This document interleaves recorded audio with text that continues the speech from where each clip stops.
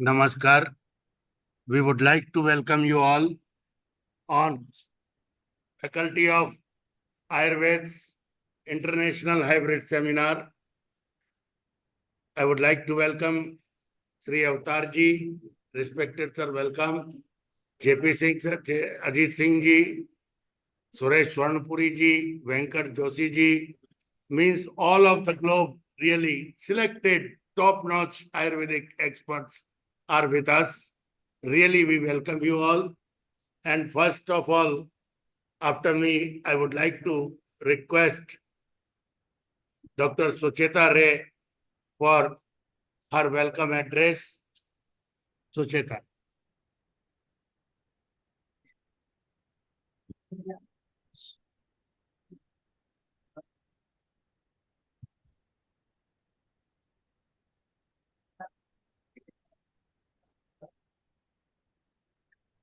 Some of you are personally to join the seminar. The link is given in your bag. You can join the seminar on your mobile. और उसमें आप केवल login मत करते हैं ना मैं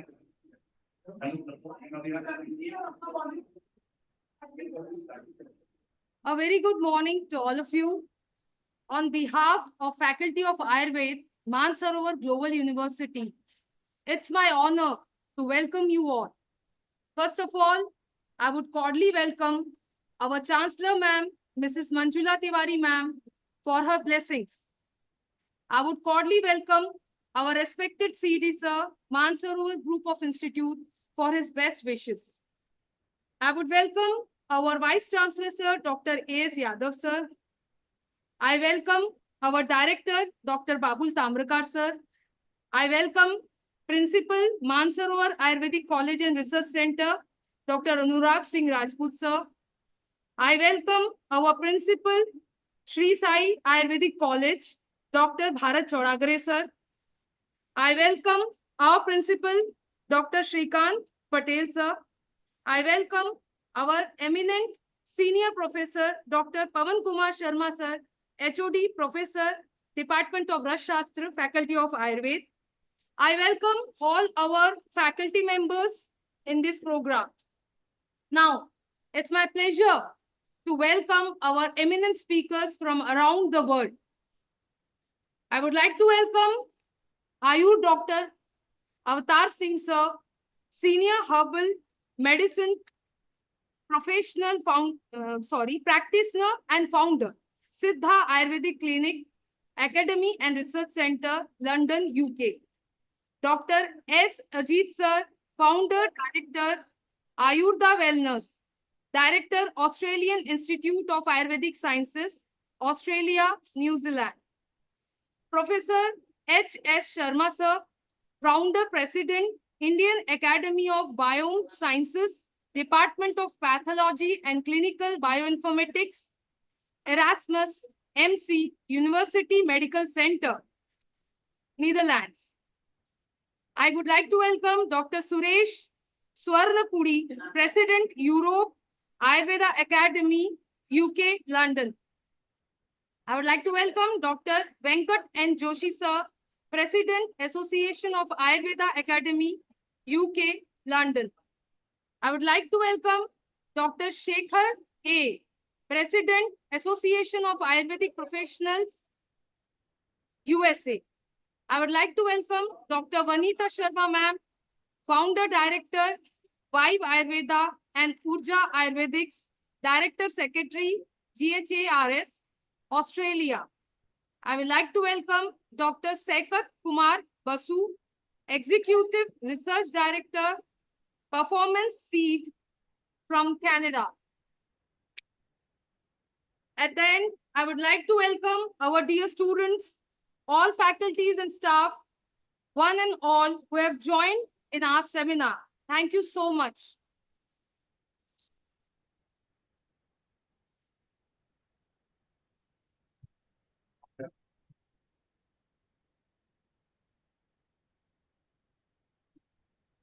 Speaker.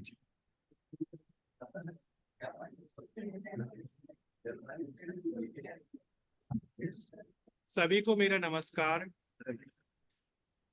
आज इस वेबिनार में आप सभी का स्वागत करते हुए मुझे अत्यंत हर्ष हो रहा है। मैं आप सभी का दिल से धन्यवाद करता हूं कि आपने इस महत्वपूर्ण सत्र के लिए समय निकाला। इस कार्यक्रम में आपकी उपस्थिति और सहभागिता इसे सार्थक और सफल बनाती है।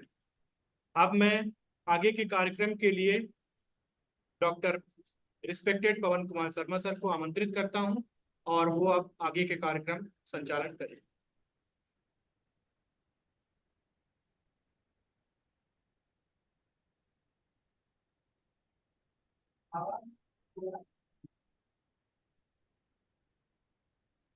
हरिओम, नमस्कार. I hope there will be no noise at all. Pin drop silence. Thank you very much for joining. Really, we are here in Faculty of Ayurveda. We all are grateful to you all that you have given us in London. It is the time of awakening. So really salute. And in Australia, they are going to sleep. So really, I am disturbing you all. But what can I do? Your blessings are necessary to start the Dhanvantari Saptah, a week-long program. Different programs will be here. Quiz, poster competition, lectures, speeches, workshops, camps, everything we have planned here. So thank you very much again joining. And first of all, I would like to request Dr. Avatar ji, Dr. Avatar sir, my means senior नहीं, कुछ नहीं बोलूंगा, seniority पे कुछ नहीं बोलूंगा. Senior सभी को मेरा बहुत बहुत प्यार, नमस्कार. इस महान महाउत्सव के लिए जो आपने प्रारंभ किया है उसके लिए सभी को बहुत बहुत बधाई हो. और आप जो इतना महान कार्य कर रहे हैं पवन जी, आपको एक्स्ट्रा बधाई हो. आप बहुत प्यार से बात कर जाते हैं. स्पीकर लगाओगे इसमें नहीं लगेगा, कहाँ तो करो ना. तो हमारी आवाज आ रही है? आ रही अच्छा, आ रही है. मैंने कहा शायद सुना नहीं. सभी को मेरी बहुत बहुत बधाई मेरी तरफ से. जो ये आपने faculty Mansarovar global university international seminar किया है, इसलिए सभी जितने भी ऑर्गेनाइजर हैं यूनिवर्सिटी के, सभी को मेरा और आपको और सभी जो वैद्य आए हैं, बड़े महान, इतने सभी अलग अलग कंट्री से अपना नाम है उनका, बहुत अच्छा कार्य कर रहे हैं. उन सभी को मेरा बहुत बहुत प्रणाम. धन्वंतरी जी का दिन मना रहे हैं और साथ में ये वीक चल रहा है उनका. हम सभी जितना हो सकता है अपने अपनी तरफ से वो कर रहे हैं. तो मैं आपको फिर एक दफा बधाई देता हूं और इस कार्य के लिए, सफलता के लिए प्रभु के आगे वंदन भी करता हूं. तो इसके लिए जो भी आपने कार्य किया है उसको इसी तरह रखिए. आयुर्वेद की हमारे समाज को बहुत जरूरत है. आयुर्वेद से हम अपने समाज में बहुत कुछ कर सकते हैं, बहुत कुछ हम लोगों की सेवा कर सकते हैं, जिस तरीके से सभी कर रहे हैं. सभी कंट्रीज में सभी मेरे मित्र हैं, सभी थोड़ा थोड़ा मेरे को जानते हैं. तो हम एक दूसरे से मिलकर आयुर्वेद का जो प्रचार प्रसार कर रहे हैं, ये होना बहुत जरूरी है ताकि लोगों को सही ट्रीटमेंट मिल सके और लोगों को जो आयुर्वेद का क्या है उसके बारे में पता चल सके. जो बच्चे आपने जैसे बताया कि शुरू कर रहे हैं, तो उसके लिए मैं उन बच्चों को भी बहुत आगमन करता हूं उनका, और उन सभी को बहुत प्यार, और मेरी तरफ से हमेशा ही सभी को आशीर्वाद. जो भी जितने बच्चे आए, मैं चाहूंगा कि वो बच्चे सारे इतने अच्छे वैद्य बने कि हमारे हिंदुस्तान में नहीं, सारी दुनिया में हमारे आयुर्वेद का प्रचार प्रसार हो. जो सभी अपनी अपनी जगह सभी पूरा कर रहे हैं। अभी हम, और जैसे इस जो आज के युग में आप सेमिनार करते हैं इतने बड़े बड़े, उस सेमिनार की वजह से ये और भी होने चाहिए। उससे होने से, और एक दूसरे की जो नॉलेज है, एक दूसरे का जो ज्ञान है, उसमें बांटना चाहिए। जो नए नए काम हो रहे हैं उसको आगे लेकर आना चाहिए।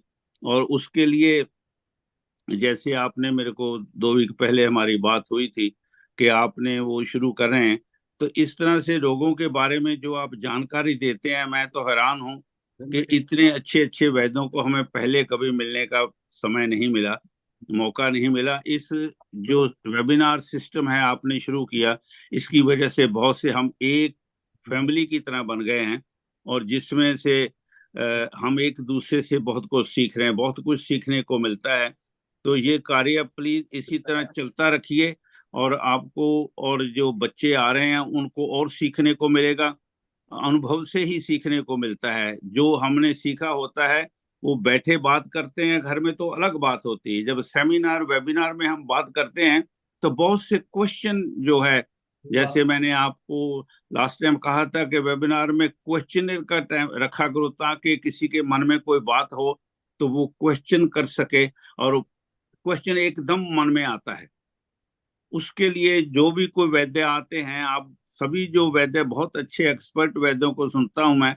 आपका प्रोग्राम अगर मैं आपके अटेंड ना भी कर सकूं कई दफा, तो मैं उसके बाद उसको जरूर सुनता हूं। सभी को सुनता हूं। मेरी आदत है कि मैं हर इंसान को सुनता हूं, कोई भी वैद्य हो, कैसा भी हो, तो कुछ ना कुछ कर रहा होता है। जिसने सीखा होता है उसको कुछ ना कुछ, वो बहुत ज्यादा ना भी कर सके, थोड़ी सी बात भी कई दफा वैद्य ऐसे कर जाते हैं वो जो हमारे दिमाग में क्लिक कर जाती है। सबसे ज्यादा है कि हम सुनना शुरू करें, सुनना, और एक दूसरे से पूछना शुरू करें, ये क्या है, ये कैसे है। आज का जो ये मेरे परम मित्र जोशी जी बैठे हैं, सोनपुरी जी बैठे हैं, तो उनको मैं कहूंगा, आज के नए जो बच्चे शुरू कर रहे हैं या कर चुके हैं, या हम बड़े जो कर रहे हैं आयुर्वेदा इतने सालों से, वो भी सीख रहे हैं। हम हमेशा ही स्टूडेंट रहेंगे तो सीखते रहेंगे, हमारे में तरक्की होती रहेगी।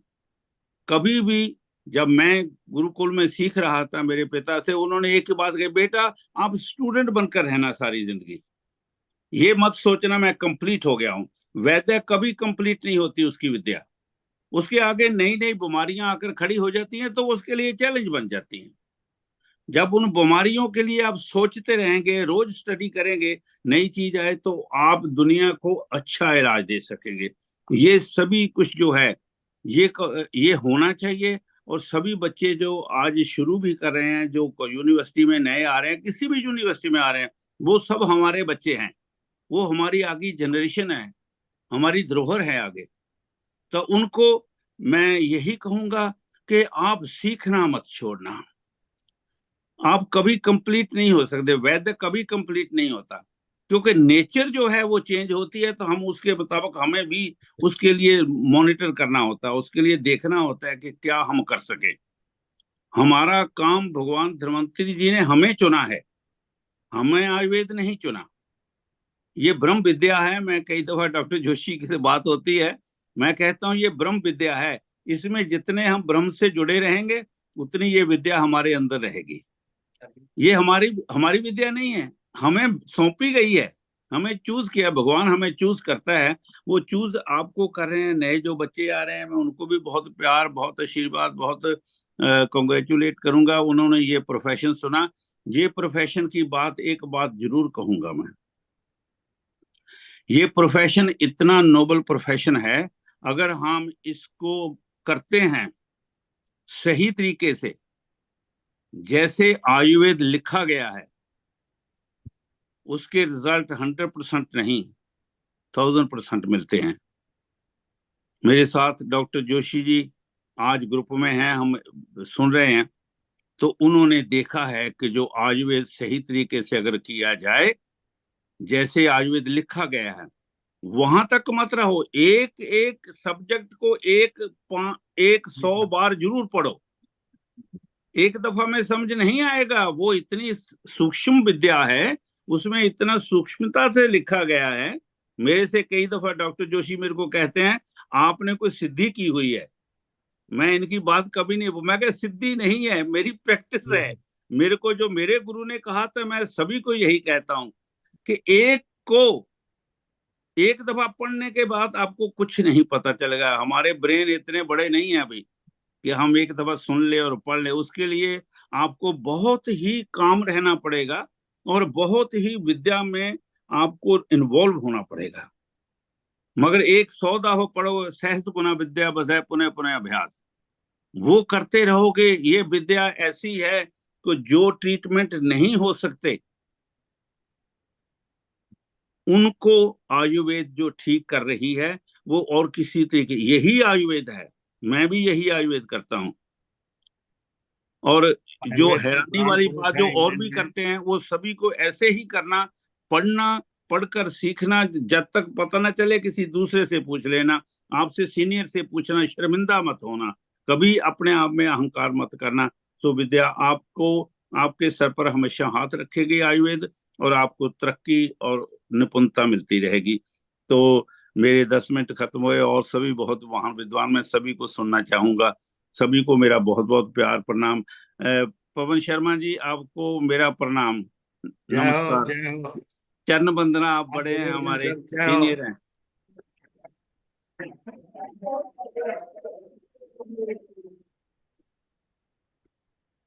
मैं आपका बहुत बहुत आभार व्यक्त करता हूं और ये अपने स्टूडेंट्स को बता दूं कि सर 85 प्लस की एज में हम लोगों को ऊर्जादायक ओजस्वी प्रवचन देते हैं। अभी मैं उम्र बोल जाऊंगा तो सर बुरा मान जाएंगे। नहीं नहीं, मैं बुरा कहाँ मानता हूँ। मैं तो मैं बुरा नहीं मानता, मैं तो आयुर्वेद की बात करता हूँ। मैं जय हो। 75 हूँ और ये आयुर्वेद का आशीर्वाद है। Thank you sir, thank you. और जी जी। आपका भी, आप तो हमारे आचार्य हैं, पंडित हैं, हम तो हमेशा यही बात लेते हैं आप लोगों से। जय हो। तो इसमें ये प्राउड की बात होनी चाहिए कि आयुर्वेद की वजह से मेरे साथ के बहुतों को स्टिक पकड़ कर चलते हैं। वो मेरे को बोलते हैं आप भीष्म पितामह हैं। मैं क्या, वो भीष्म पितामह नहीं हूँ मैं। आयुर्वेद ने मेरे को, मैं उसके मुताबिक चलता हूँ। जोशी जी, यहाँ हम बाहर नहीं जाता, कुछ खाता नहीं हूँ बाहर से, घर का बना खाता हूँ और आराम से खाता हूँ। 75% करता हूँ, 25% पेट खाली रखता हूँ। That is the secret of life. Thank you so much, sir, for guiding us. Thank you very much, thank you, बहुत बहुत प्यार। Morning and warm welcome to all of you. Myself, Dr. Leena Gehani, Assistant Professor, Department of Swastrut and Yoga. For the next session, I would like to call upon respected Dr. S. Ajit, sir, Founder, Director, Ayurveda Wellness, Australian Institute of Ayurvedic Sciences, New Zealand. First of all, my regards to everyone present here, and special thanks to Dr. Pavanji for his endless energy to spread Ayurveda all over the world and among our young generations also. So it's a great opportunity and honor for me to be presenting my small talk about Ayurveda and the holistic.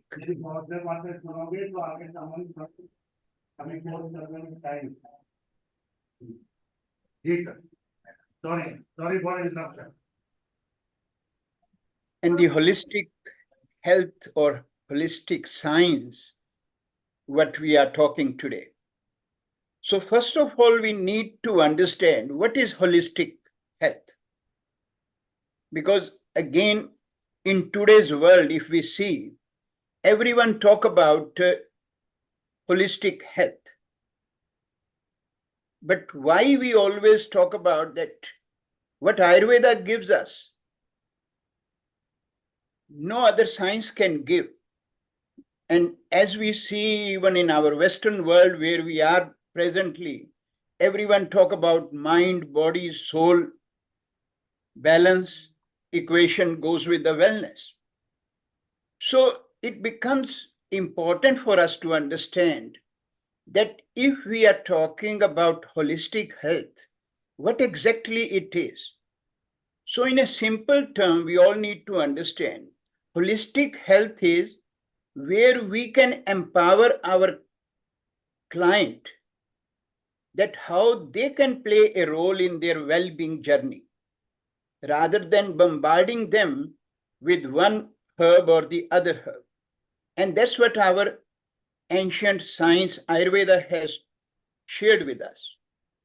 That when every component of our life is being taken care and given that opportunity for that individual to look at the bigger picture. The very simple shloka which comes in Sutra Sthan, Sam Dosha, Sam Agnisha, Sam Dhatu Malkriya, Prasanna Atma Indriyamana, Swasth Iti Madhete. So what that mean to us? It is not in a shlok. The whole Ayurveda is in this shlok.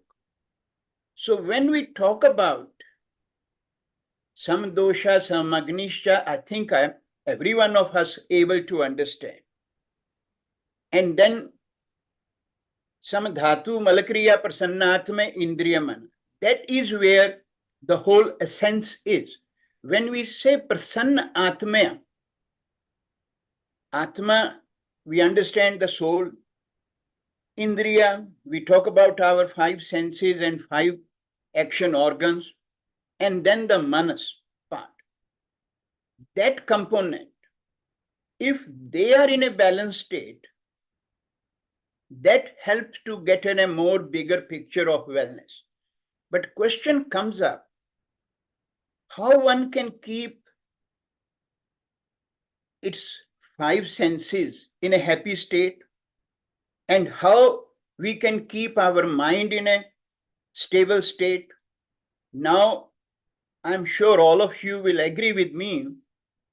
In our world nowadays, the biggest problem what we all are facing is the mental health. Mental health has taken over all the physical problems also. And in Ayurveda, our ancient sages have given the emphasis thousands of years ago that if we are not able to take care of the mind, which is the biggest component of our Ayurvedic psychology, we won't be able to achieve any success in any ailment, whether it is simple hay fever or serious cancer issues.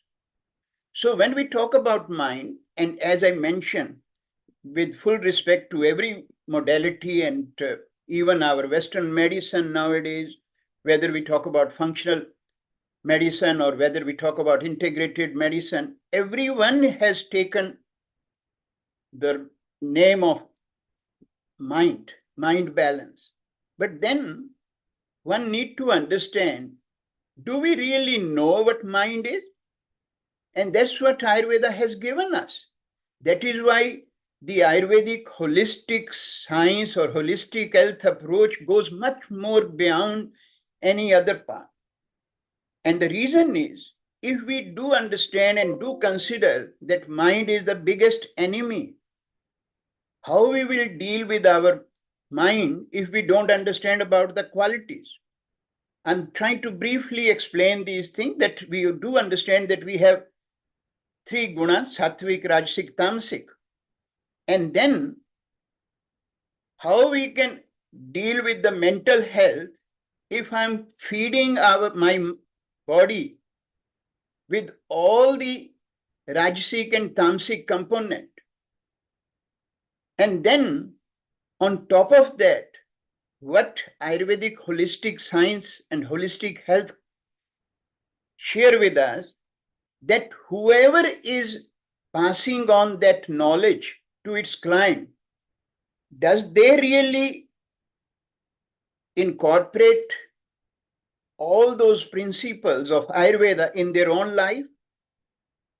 Because there is another very big component in Ayurveda, we call it as Deva Vyapya Chikitsa, which we again relate with the psychology part more on a deeper level, that our karmas also play in a role. And then there are various other deeper components, whether we talk about our 5 koshas and 3 layers of the body and then the 7 chakras, they play in a huge role. But how these things can be taken care and considered for our client, that part is what make this holistic health. And that is the reason in today's world, we all have seen the time of COVID.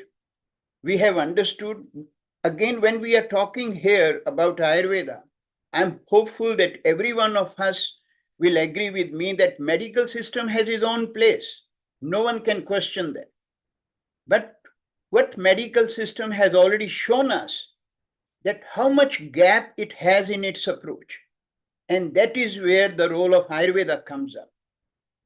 Ayurveda helps each individual to understand that how to look after. And to look after, you don't need Brahmi, or you don't need Ashwagandha, or you don't need the Gokshura. You need to incorporate the first principle is about your Dincharya and Ritucharya.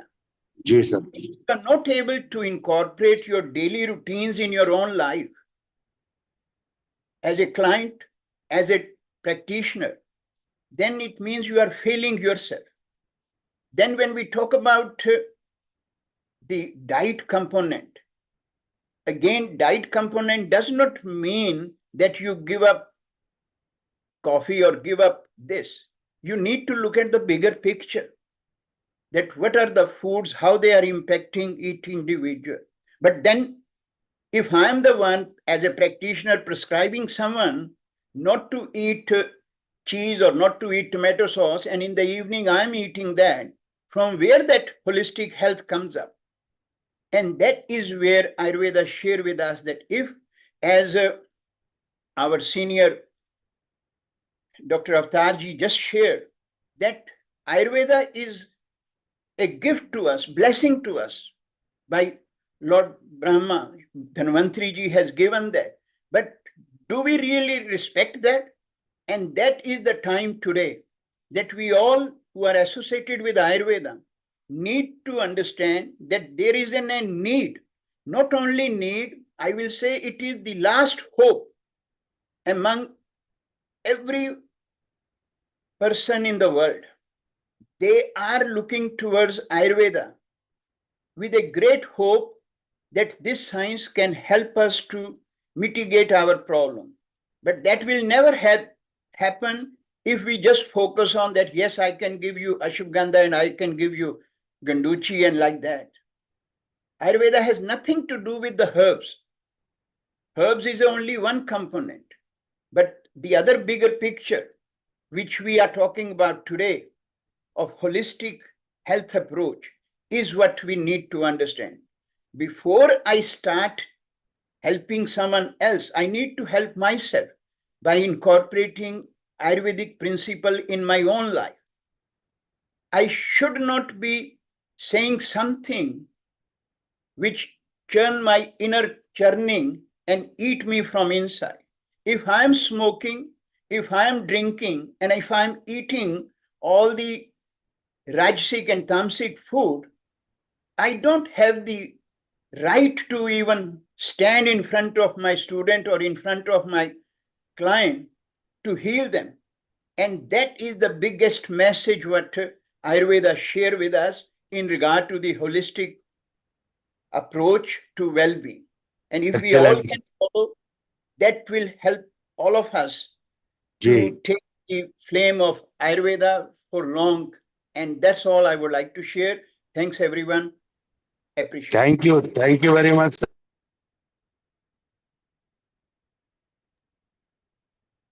Thank you so much, sir. It was a very informative session, and it must be indeed a guiding light for our students. For the next session, I would like to call upon Dr. Suresh Swarnapuri, sir. He is the president of Europe Ayurveda Academy from London, UK.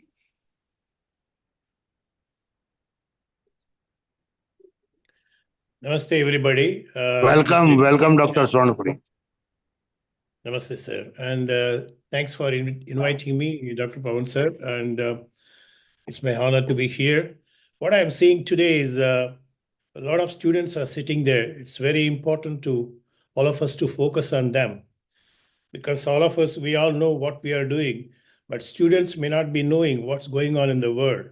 So it's important that we would like to more project, address the students, keeping them in our mind.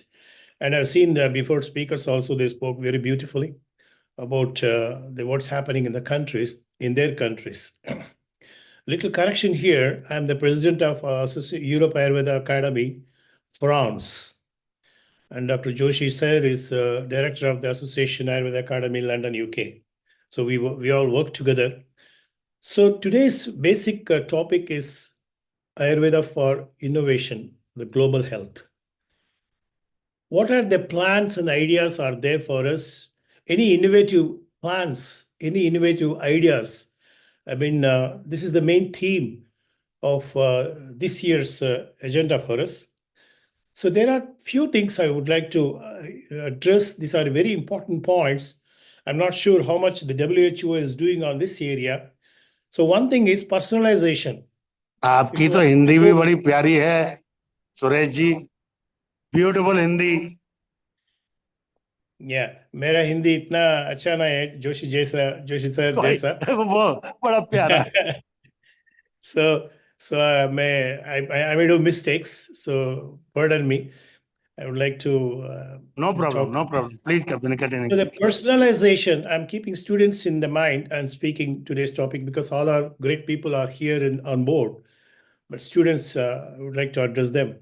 So personalization, the difference between the modern science and the Ayurveda, there comes the major difference is the personalization of the medicine.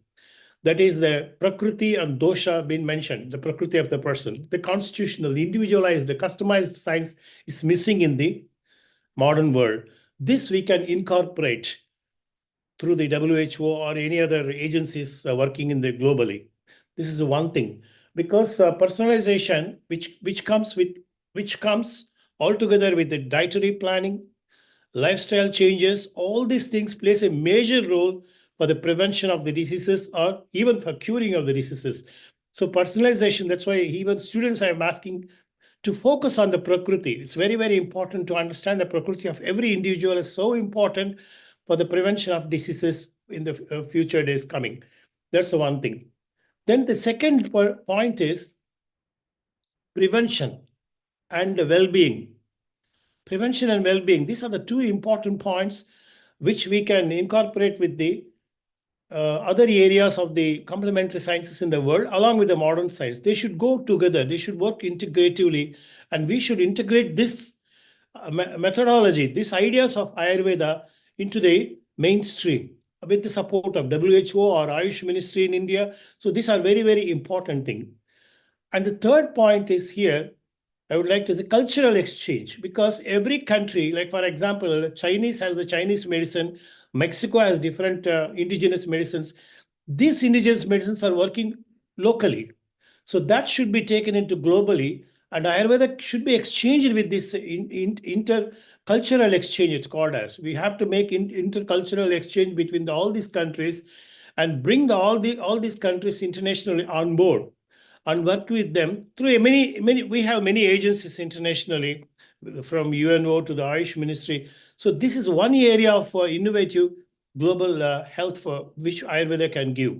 And fourth point is the herbal herbs, which is a big drawback in the world now.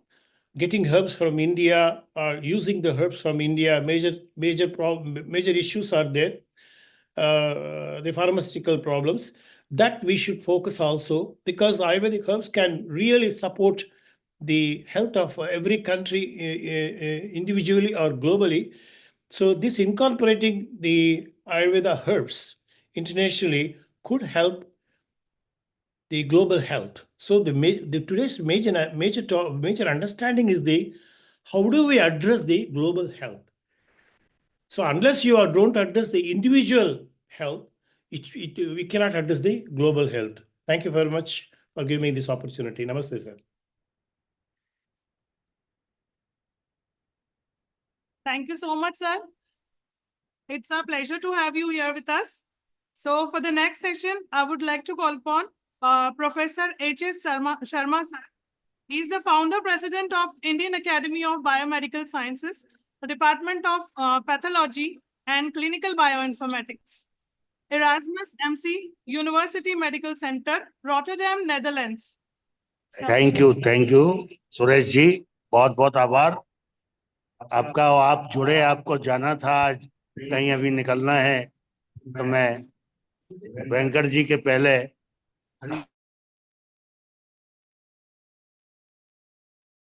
Sharma गुरु थे, जो अभी 96 की as में परमात्मा को प्यारे हुए। तो मैं आदरणीय हरिशंकर शर्मा जी को नीदरलैंड से सादर आमंत्रित करता हूं और प्रार्थना करता हूं कि यदि वो हिंदी में हमें आशीर्वाद दें तो बच्चे और मोटिवेट होंगे। आदरणीय हरिशंकर शर्मा जी। जी, आपको आवाज आ रही है? आ रही है sir? Okay okay okay okay. Yes, sir, clearly audible, sir. हाँ, नहीं, हमारे यहाँ भी हल्का सा अंधेरा है, तो सभी को वहाँ भोपाल में और जहाँ पे सब लोग इधर उधर सब जुड़े हुए हैं, सबको हमारी तरफ से बहुत बहुत नमस्कार, आभार और बहुत सारी ग्रीटिंग्स छोटे से कंट्री नेदरलैंड से। और ये सबसे पहले तो हम पवन जी के लिए दो शब्द कहना चाहेंगे कि इन्होंने एक छोटी सी मुहिम शुरू की थी और अब इतनी लंबी कतार बन गई, सब इनके पीछे पीछे चल के हजारों की संख्या में लोग जुड़ गए हैं और ये बहुत ही अच्छी बात है। और उसका मेन मकसद आयुर्वेदा और आयुष को आगे बढ़ाना, ये और सब जगह फैलाना, पूरे वर्ल्ड में उसका प्रचार हो, पूरे वर्ल्ड में ये सब जाएं, तो उसके लिए बहुत ही अच्छा है। That's really really nice. तो उसके लिए मैं आपको बहुत बहुत बधाई देता हूं और बहुत धन्यवाद भी करता हूं, क्योंकि मैं यहाँ पिछले करीब 40 वर्ष से यूरोप में हूँ और मेडिकल यूनिवर्सिटी जो यहाँ की टॉप मोस्ट यूनिवर्सिटी है यूरोप की, एरास्मस मेडिकल सेंटर, उसमें मैं कार्यरत हूँ पिछले करीब 33 साल से। तो कहने का मतलब मेरा यह है कि जो होलिस्टिक अप्रोच है लाइफ के लिए, जो होलिस्टिक अप्रोच है वेलनेस के लिए, उसमें आयुर्वेद का बहुत ही वाइटल रोल है। और इस बात को रिकॉग्नाइज करना वेस्ट, पूरा यूरोप एंड पूरा वेस्ट पहचान पा रहा है।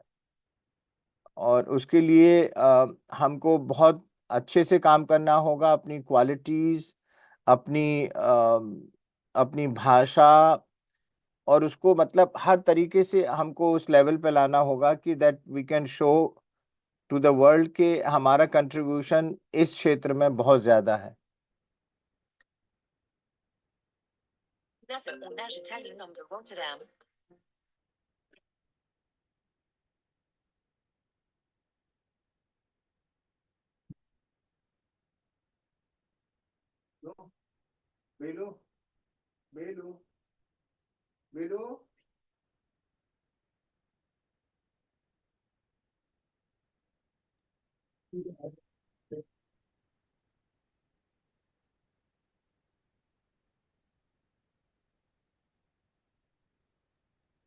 हरिओम।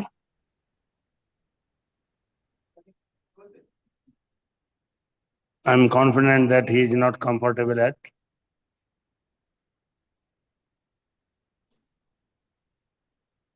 Yes, sir. हम एक बीच में बहुत ही इम्पोर्टेंट कॉल था, तो मैं सिर्फ इतना आपको कहना चाहता हूँ कि होलिस्टिक अप्रोच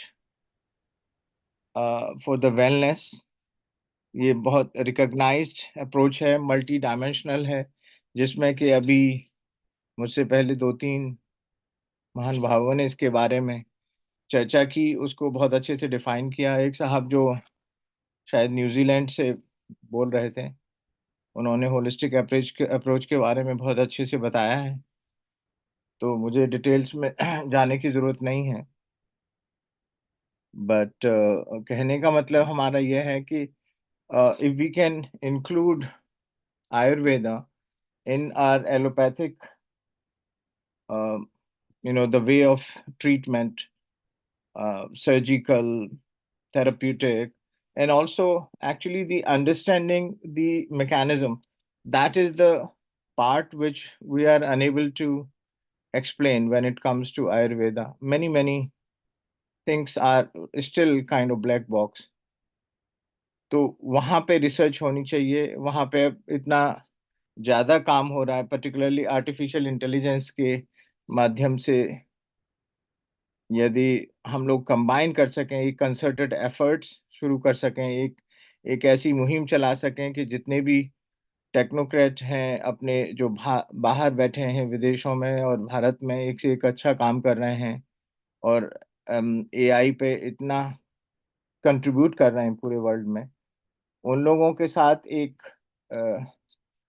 मतलब हम लोगों का एक कोलैबोरेशन हो जाए और आयुर्वेद को वो लोग एक डेटा बनाने में, एक डेटा सेंटर बनाने में आयुर्वेद के लिए ज्वाइन कर लें, तो उसके बेसिस पे हमें लगता है एआई कैन कंट्रीब्यूट इनॉर्मसली। और उसका रोल जो कहते हैं कि आप विश्वगुरु बन जाएंगे, भारत एक विश्वगुरु होगा, तो हमें लगता है ये Ayurveda in combination with artificial intelligence, ये दो चीज़ें can really keep a enormous impact in the world, और पूरे संसार में आपका बहुत नाम हो सकता है। तो इसलिए हम सोच रहे थे इस सिलसिले में कि डेटाबेस बहुत स्कैटर्ड है, आपका जितना भी डेटाबेस है, जितना भी इंफॉर्मेशन अवेलेबल है, वो काफ़ी स्कैटर्ड है पूरे वर्ल्ड में।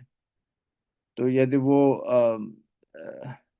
उसको यदि हम लोग संग्रहित कर लें, एक अच्छा डेटा सेंटर बन जाए जिसके बेसिस पे एआई उसमें एम्प्लॉय कर सकें, तो particularly just for an example, I'll say that there is one called Aniruddh Joshi, जो लड़का यंग एंटरप्रेन्योर इन पुणे में, जिसने वो एक नाड़ी करके एक मशीन बनाई जिससे कि वो नाड़ी परीक्षण करते हैं।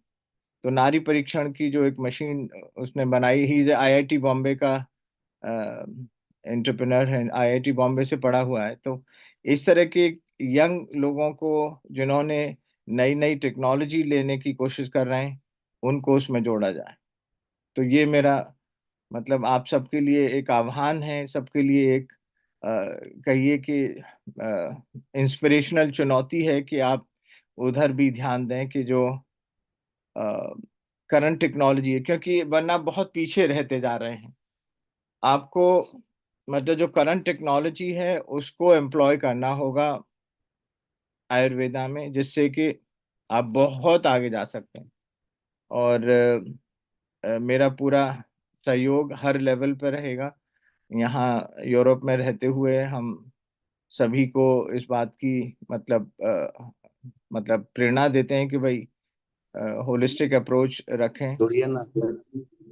क्योंकि हमारा यहाँ एलोपैथी में सब रोल है, मैकेनिज्म में रोल है। आप गूगल कीजिएगा तो सब हमारी खबरें मिलेंगी आपको। तो पब्लिश करते हैं हम लोग वो पब्लिकेशंस टॉप जर्नल्स में। हम लोग भी अपने इतने अच्छे अच्छे जर्नल्स बना सकते हैं, और इतना समय निकलता जा रहा है, तो उस तरफ बहुत ध्यान देना होगा। मैं इसके लिए वाकई आपकी गवर्नमेंट बॉडी और आपके जितने भी आयुर्वेद के जी सर। संस्थान हैं, सबको, एकेडमिक इंस्टीट्यूशंस और गवर्नमेंट सब मिलकर के एक ऐसा अभियान चलाएं कि जिसमें कि क्वालिटी पे ध्यान दिया जाए, कि भाई हमारे क्वालिटी जर्नल बने जिसका कि इम्पैक्ट पूरे वर्ल्ड में आए। तो ये मेरी आपके लिए बहुत बहुत एक तरीके से चुनौती रहेगी, और मैं सबकी, आप लोगों का बहुत आभारी हूँ कि आपने मुझे मौका दिया आप सबसे बहुत बात बहुत आभार सर आपका। और जितने भी वहाँ यंग, एक्सीलेंट। जितने भी आपके सो कॉल्ड वुड बी वैद्य, होने वाले वैद्य और होने वाले डॉक्टर्स का, ये भारत में तो सबको डॉक्टर कहा जाता जी है। सर। तो सबके लिए बहुत बहुत शुभकामनाएं। और पवन जी ऐसे ही करते रहिए, स्वस्थ रहिए और बिल्कुल पॉजिटिव अपना एटीट्यूड रखिए, सबको साथ लेके चलिए। और हाँ, वही जो आपकी कैरेक्टरिस्टिक है विनम्रता की, वो बनाए रहिए, है ना। और thank you thank you so sir, much. Thank you very much. बहुत बहुत बहुत बहुत धन्यवाद। देखिए थैंक यू, तालियां दो भाई। फरवरी में शायद भेंट होगी आपसे, हम एम्स भोपाल में आएंगे, तो उस वक्त शायद आप सबसे भेंट हो सके, देखता हूँ। मैं हरिशंकर शर्मा जी के बारे में एक बात और बता दूं। आप डॉक्टर अशोक वासणे जी के क्लासमेट हैं और आरोग्य भारती के बहुत बड़े पिलर हैं। Thank you sir for joining. मैं अब लीना जी को माइक हैंड ओवर कर रहा हूं। थैंक यू, मैं thank you Yadav so sir much. का स्वागत करता हूं। Welcome doctor AS Yadav sir. हमारे मुखिया हैं, मानसरोवर ग्लोबल यूनिवर्सिटी के यंग डायनेमिक और मतलब बड़े ऊर्जावान हमारे वाइस चांसलर हैं। Welcome welcome Yadav sir.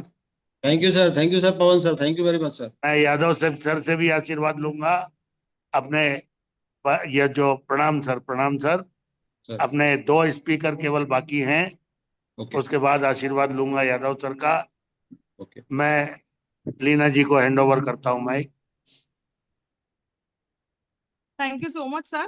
For the next session, we have between us Dr. Vedant and Joshi.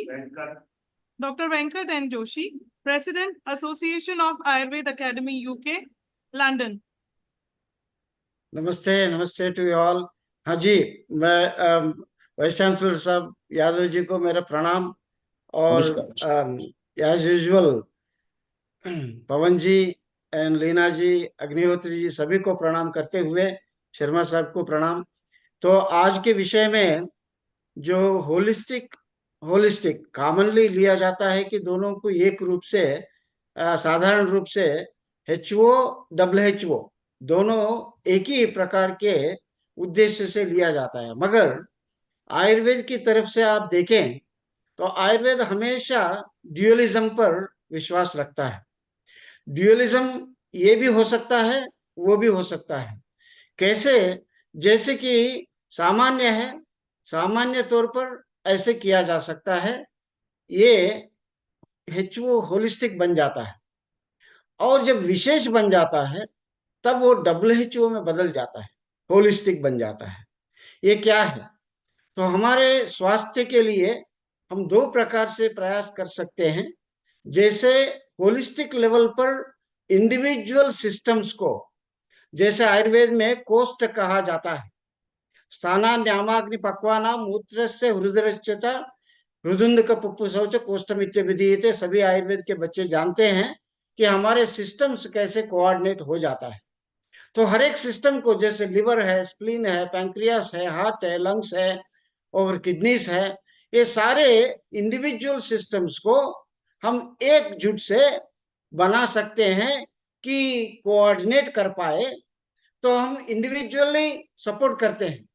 जैसे आज की लिवर डिस्फंक्शंस को, और कॉमनली जो लाइफस्टाइल डिसऑर्डर्स के माध्यम से बच्चों में, जैसे हम यूके में हैं तो हम ये सोचते हैं कि बच्चों को कैसे स्वीट टूथ से बचाया जाए, बिकॉज एक बहुत बड़ी बीमारी है कि बच्चों का जो दिया जाता है कि जंक फूड से लेकर के सारे कैंडीज दिए जाते हैं, जो ये कन्फेक्शनरी प्रोडक्ट्स, चॉकलेट से लेकर के सही, ये सारे जो है मधुरत्व के प्रति आकर्षण बन जाता है।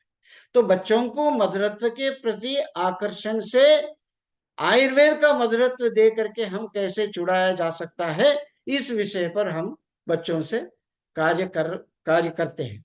जैसे हृदयम अम्लम हृदयानाम, अम्ल की है, दाढ़िमा है, आयुर्वेद जानता है। ये अम्ल की दाढ़िमा से हम जैसे मधुरत्व लाया जाता है, ये कितुल कैंडी कैरियोटा यूरेंस का जो ताड़ गुड़ होता है, पुराना गुड़ होता है। तो मधुर अम्ल ये 2 प्रायशः रसों में प्राधान्य बन जाता है। चटरसोपेत बाद में जुड़ जाता है। उस दृष्टि से आलोचना करते हैं। सो मधुरत्व प्राय बने हुए स्वास्थ्य प्रायोजक किए हुए हृदय द्रव्यों को एकत्र मिलाकर जाम बनाया जाए, लिक्विड बनाया जाए और बच्चों को कैंडी के रूप में दिया जाए। पवन जी तो पहले ही बनाया है, उन्होंने तो ईमानी में था तो च्यवनप्राश को चॉकलेट में बना के दिखाया है। तो कुछ भी हो, ये विषय बन जाता है कि unit of body with 1.33 trillion cells, individual life should coordinate with the one tube, जैसे कि एलिमेंट्री ट्यूब है। माउथ से लेकर के अंत तक का ये जो ट्यूब है, ये प्राथमिक विषय बन जाता है। This is the reason why conventional medicine understood gut brain axis, सर्वे अपि रोगौ सुतराम उदराणि च। इस दृष्टि से लिया जाए तो गट हेल्थ को प्राधान्य देते हुए, सारे कोष्ठ के प्रकर्षण करते हुए, अन्नमादान कर्मा तो प्राण कोष्ठम प्रकर्षति, जो प्राण तत्व आहार से ओजो रूप में बन जाता है, तो डाइजेशन, जैसे कि एपिजेनेटिक्स के रूप से आज के विषय में इनोवेशन यही होना चाहिए कि आर्टिफिशियल इंटेलिजेंस लेकर के एपिजेनेटिक्स पर ज्यादा प्रभाव देते हुए जीनोम की इंडिविजुअलाइज्ड को सामान्य तौर पर एक तरफ बन जाता है। जैसे कि हम visualisation, appealing, taste, perception, habituation and what are the stereotypic foods को निकाल करके हम होलिस्टिक हेल्थ में बदल जाना चाहते हैं। तो ये स्वास्थ्य बन जाता है जब शारीर माध्यम से इंद्रियों को कंट्रोल करते हुए मन तक पहुंच जाते हैं। जब मन का विषय आ जाता है तो अधीनता, जब साइकोसोमैटिक पर्सपेक्टिव बन जाता है, then we can rule out the lifestyle disorders with the विशेष गुण।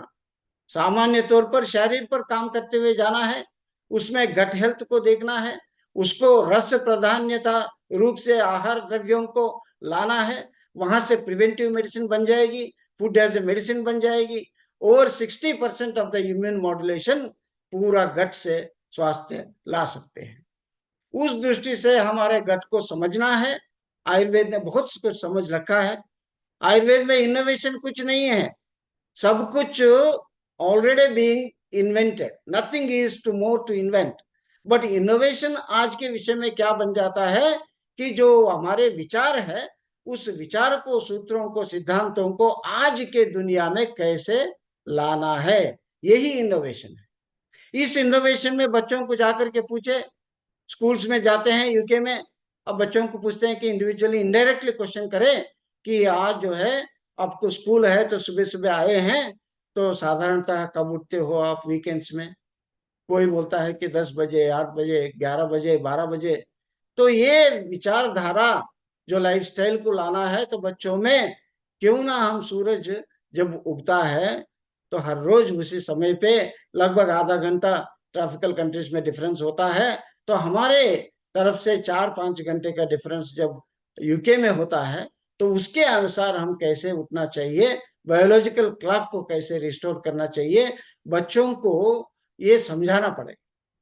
तो बच्चों को स्कूल्स में आहार विषय में, विहार विषय में, लाइफस्टाइल रिस्टोरेशन के रूप में ये प्रयास करते हुए हम ड्यूअलिस्टिक रूप से, शारीरिक रूप से, इंद्रिय मन से स्वास्थ्य प्रदान, फिर आत्म तत्व तक जा सकते हैं, जो डेफिनेशन है कि स्पिरिचुअल हेल्थ तक पहुंचने में WHO in collaboration with the global centre for traditional medicine, अब सभी ने जो बताया है कि सभी के, जैसे 89 में पहले मैं जॉन्स हॉपकिंस मेडिकल यूनिवर्सिटी में पोस्ट डॉक्टरल ट्रेनिंग पे गया था, वहां पर जो मार्केट में देखता हूं तो वो बूढ़े औरतें हेर्ब्स बेच रही हैं।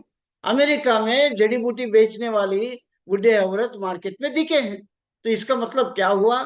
देश कोई भी हो, 194 कंट्रीज में हम लगभग 100 कंट्रीज से ज्यादा आयुर्वेद के तौर पर आयुष समृद्धि पहुंच गई है। आयुष मिनिस्ट्री अब सारे फूड सप्लीमेंट्स के रूप में निर्यात करता है। ये बहुत बड़ा इंडस्ट्री है। उसको माध्यम से देखते हुए रस गुण वीर्य प्रधानता, रस ही हमारा प्रधान तत्व है।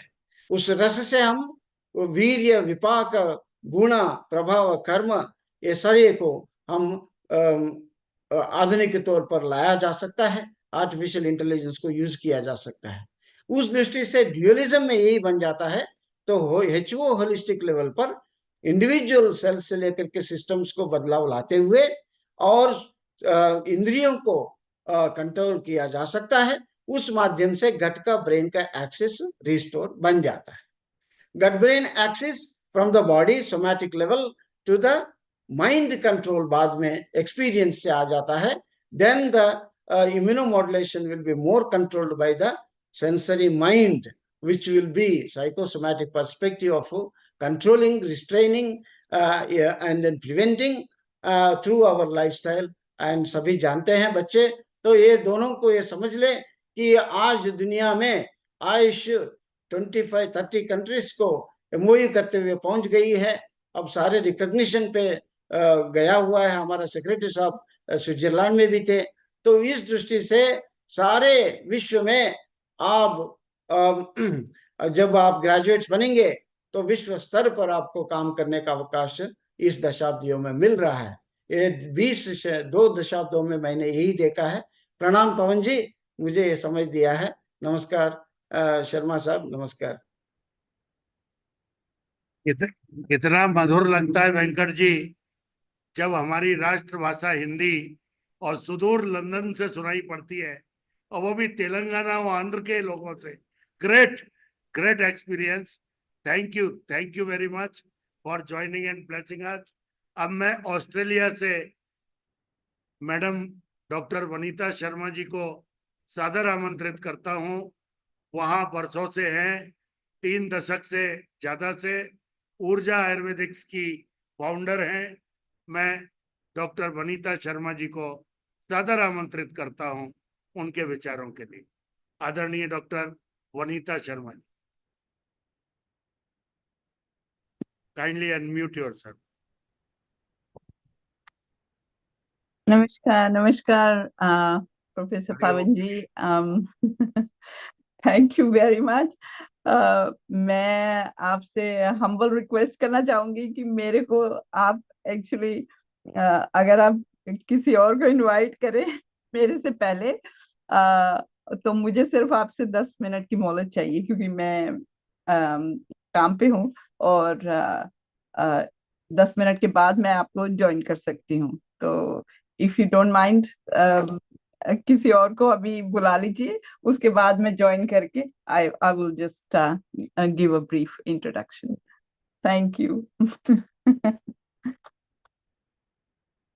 Thank you very much. Very short and sweet. बहुत ही छोटा, आज इतने छोटे की आशा नहीं थी, लेकिन फिर भी बहुत सुंदर। नहीं, मैं जरूर मैं ज्वाइन करके, मैं आप किसी और को अभी बुला लीजिए मेरे से पहले। मैं 10 मिनट में ज्वाइन करती हूँ, उसके बाद फिर मैं कुछ ना कुछ बोलूँ। हाँ जी, thank you thank you thank you. हाँ जी हाँ जी, थैंक यू वेरी मच। एक सेशन ब्रेक जैसा मैं डॉक्टर AS यादव जी, हमारे आदरणीय vice chancellor, Mansarovar global university के मुखिया, हमारे मार्गदर्शक, प्रेरणा स्रोत डॉक्टर AS यादव जी को मैं सादर आमंत्रित करता हूं। उसके बाद वनीता जी, फिर शेखर अन्नम बोटला और सैकत बसु जी, 3 हमारे स्पीकर बाकी रहेंगे। मैं आदरणीय डॉक्टर AS यादव जी को सादर आमंत्रित करता हूं।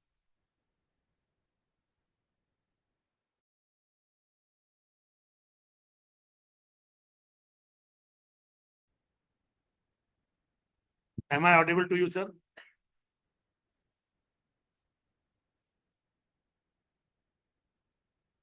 डॉक्टर AS यादव जी, मेरी आवाज आ रही है?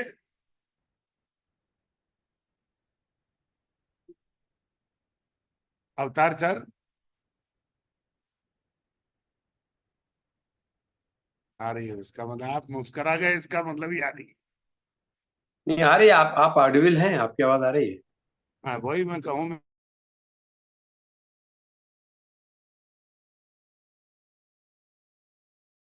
आदरणीय, उनका माइक नहीं म्यूट। माइक को अनम्यूट कर। वो शायद उनके कनेक्शन में कुछ प्रॉब्लम है। मैं हमारी आयुष समृद्धि वेबिनार के pillar professor VK Agnihotri sir को संक्षिप्त प्राकथन के लिए आमंत्रित करता हूं। धन्यवाद आदरणीय एक्स प्रिंसिपल GAMC हरिद्वार। धन्यवाद प्रोफेसर आदरणीय प्रोफेसर पवन शर्मा जी। और आज की इस हाइब्रिड वेबिनार में उपस्थित हमारे माननीय मनीषी सभी का नेशनल इंटरनेशनल लेवल पर उपलब्ध है, उनका बहुत बहुत स्वागत है। भर गया है ज्ञान का भंडार, इतना अधिक अच्छे से समझाया बताया गया और खुशी है हमारी उस मातृभाषा की जो हमारे विदेश से हमको सुनने मिल रही है। मैं तो स्केर्ड था कि फॉरेन के लोग जुड़े हुए हैं, डेनियल मैडम जुड़े हैं तो हम कम से कम इंग्लिश में बोले, लेकिन आयुर्वेद अगर इंग्लिश बोला जाए तो मजा ही क्या रह जाएगा। आयुर्वेद तो आयुर्वेद है, हालांकि भाषा की सीमाओं से बहुत बाहर है। आयुर्वेद एक है, लेकिन जितने विज्ञ हैं, सुविज्ञ हैं, मनीषी हैं, जानने वाले हैं, सबने इसको अपने अपनी दृष्टि से देखा, समझा, परखा और अपने अभ्यास में लाया है। ये भी एक अच्छी बात। जैसे आपने कहा कि आयुर्वेद को विकल्प युक्त आयुर्वेद है, सामान्य भी है, विशेष भी है। वही चीज आज सुनने में आ रही है, चाहे वो किसी देश के कितने भी सिद्धहस्त और 40-40, 50-50 साल से कार्य कर रहे लोग हैं। हमारे छात्रों को जब हम एड्रेस करते हैं तो ये बात बिल्कुल जानने वाली होती है कि उनको हम एक्सट्रीम क्लाइमेक्स न दिखा के उनको हम बेसिक पहले बताएं, फंडामेंटल्स बतलाएं, जो जहां से उनकी नींव मजबूत हो, फिर उसके ऊपर तो बिल्डिंग चाहे कितने भी स्टोरी की बना सकेंगे। तो ये भी अच्छा रहा कि हमारे आदरणीय जोशी साहब बोल रहे थे, उन्होंने इस चीज पर विशेष बल दिया और वो फुल सब्जेक्टिव मैटर पर भी ले गए कि क्या आयुर्वेद, क्या च्यवनप्राश, क्या च्यवनप्राश चॉकलेट, वो बहुत ही प्रैक्टिकल चीजों पर आ गए। तो ये बड़ी खुशी की बात रही। तो आज का सार तो यही है कि हम आयुर्वेद को मौलिक स्तर पर समझें, जो हमारे मनीषियों ने पूरा प्रयास किया, और वो है इसका होलिस्टिक अप्रोच। अब होलिस्टिक अप्रोच के द्वारा इनकी दूसरी कोई पैसे नहीं है, मतलब स्पेशली यहाँ पर आत्मचिंतन को भी लेके चलते हो कि हमारे इस जीवित शरीर में एक आत्मा है, एक मन है, उसके आधार पर ही हम अपने स्वास्थ्य का संरक्षण कर पाते हैं। आयुर्वेद बहुत गहरा है, बहुत विस्तृत है। इन्हीं शब्दों के साथ में आपने हमको आज बोलने का मौका दिया, और मानसरोवर आयुर्वेद जो हमारी ग्लोबल यूनिवर्सिटी है उसके सभी ऑर्गेनाइजर्स को, आदरणीय वाइस चांसलर साहब यादव साहब को, प्रोफेसर पवन शर्मा जी को, सभी को बहुत बहुत आभार व्यक्त करते हैं। नमस्कार। बहुत बहुत आभार अग्निहोत्री सर आपका, बहुत बहुत आभार।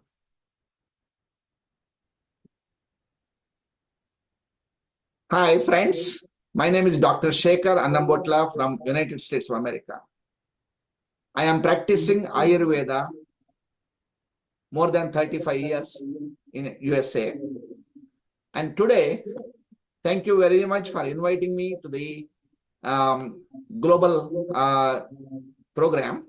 That is the Manasarovar Global University and Faculty of Ayurveda inviting me to speak and talk about the Ayurveda and holistic health. How Ayurveda can become as a holistic health. Like it is evident showing that recent pandemic created the COVID, created a big havoc in all over the world. The COVID, during the COVID, our beloved Prime Minister, Sri Narendra Modi ji, highlighted the approach of Ayurvedic health can be incorporated into the day-to-day practices and everything.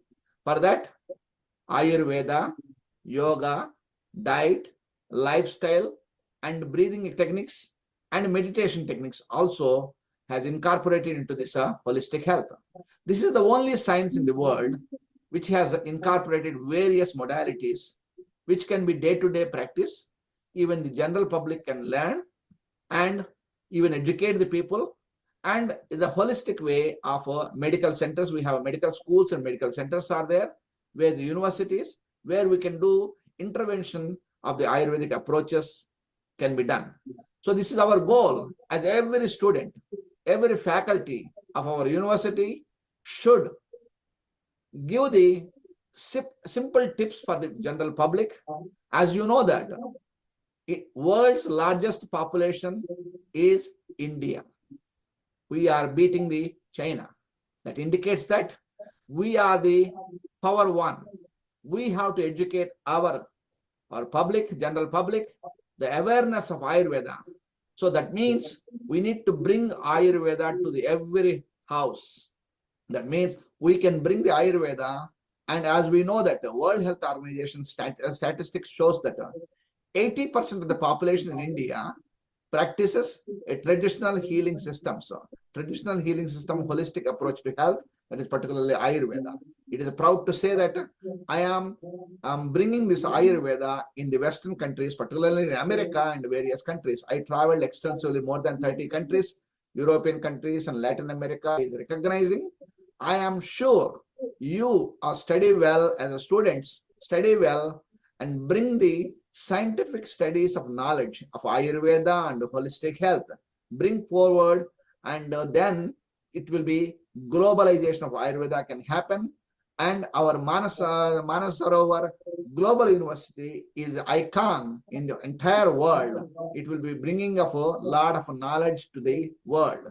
So we are very, very proud to say that Association of Ayurveda Professionals of North America is created an MOU with a memorandum of understanding with the Manasarovar Global University and Faculty of Ayurveda and institutions and various institutions in the Bhopal, Madhya Pradesh.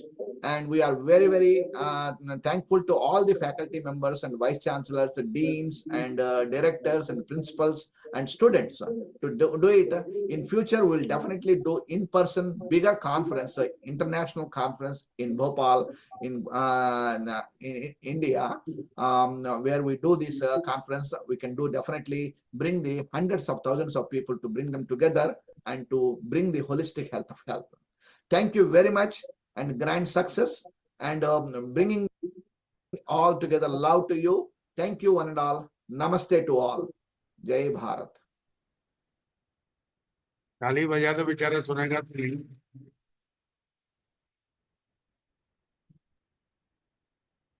मैं अब आदरणीय professor doctor AS Yadav sir को पुनः सादर आमंत्रित करता हूं।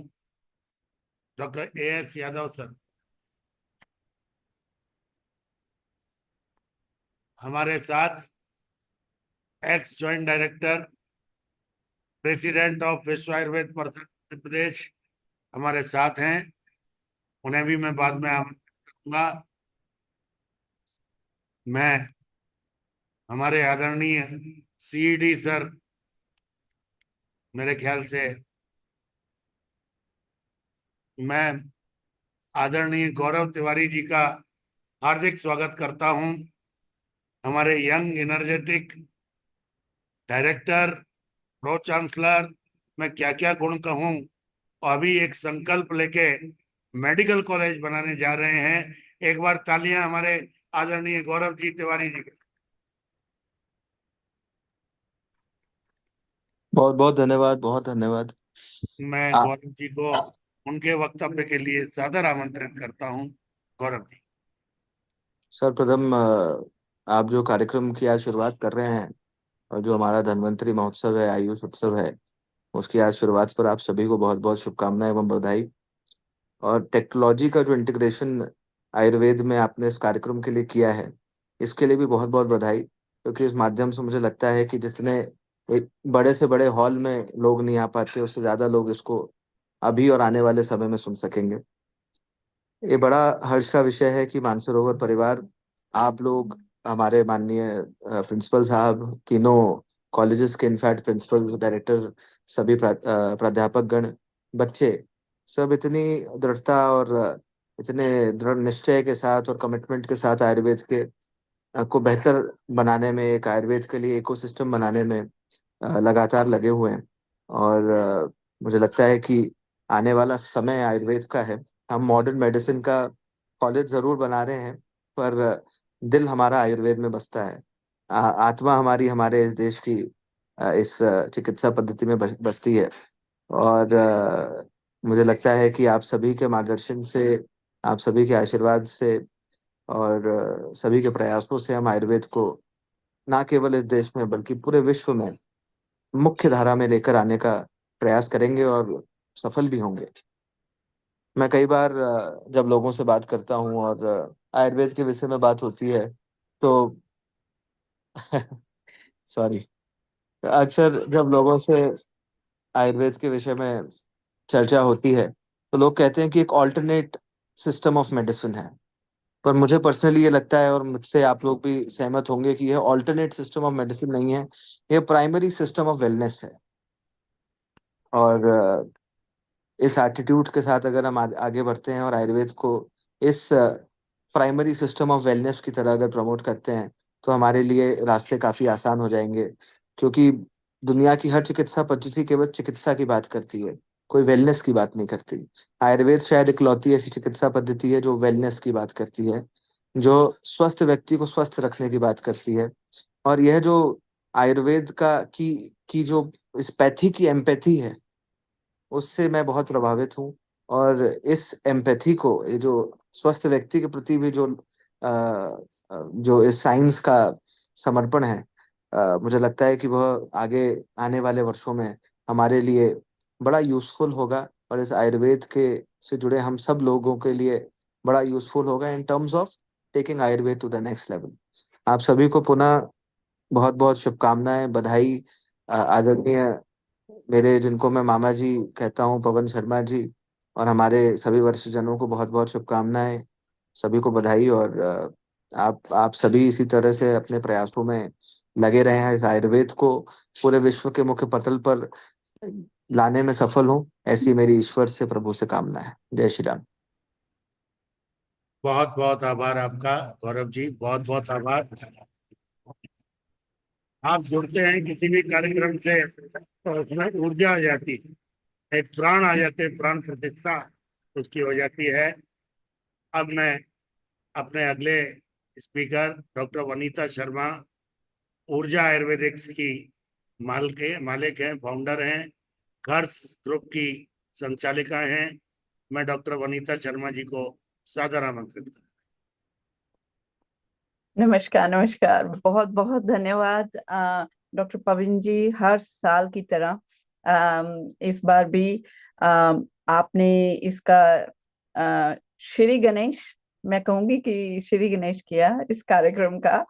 और मैं बहुत ही खुशी महसूस करती हूँ जब भी मैं आपके प्रोग्राम में कुछ किसी न किसी तरीके से मैं कंट्रीब्यूट कर पाती हूँ।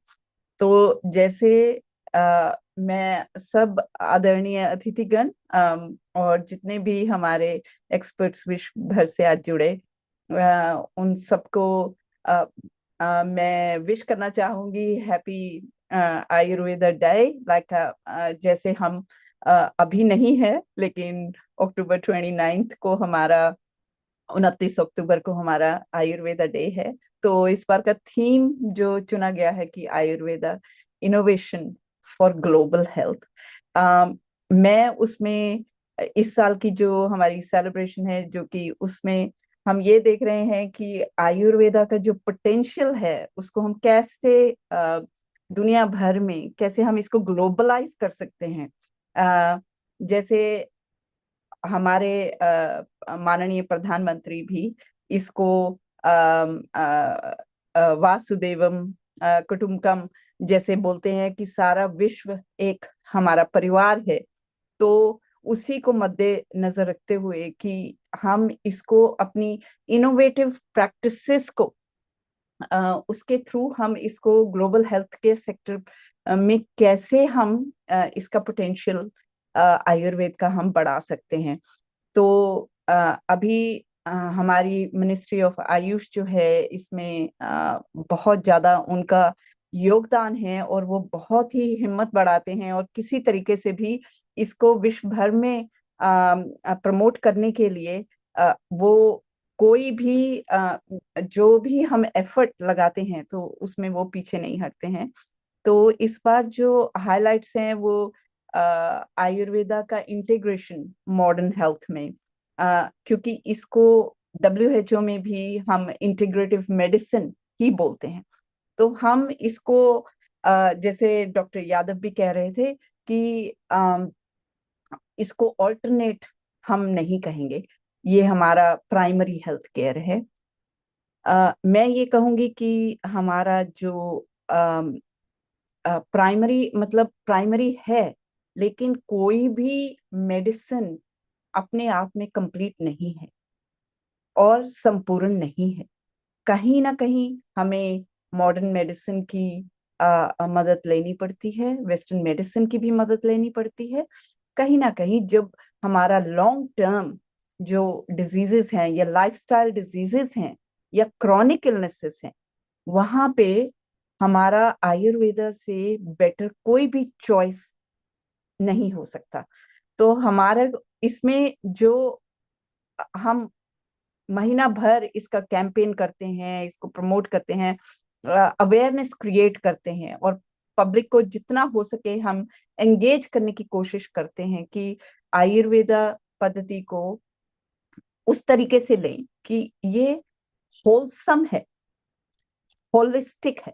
होलिस्टिक मतलब होलसम, कि ये इसमें हम होल फूड्स जैसे हैं हम अपना इस्तेमाल करते हैं।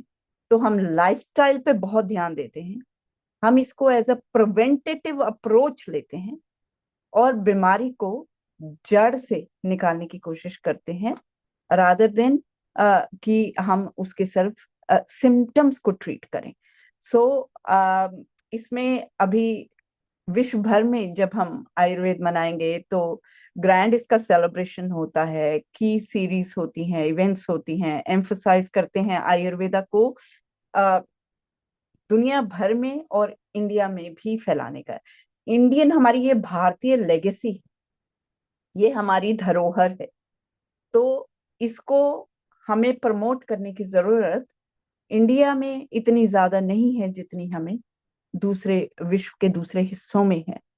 तो मैं ऑस्ट्रेलिया में होके हमारा बहुत ज्यादा कोशिश यही था कि हम किसी तरीके से आयुर्वेद को रिकॉग्नाइज कर सकें।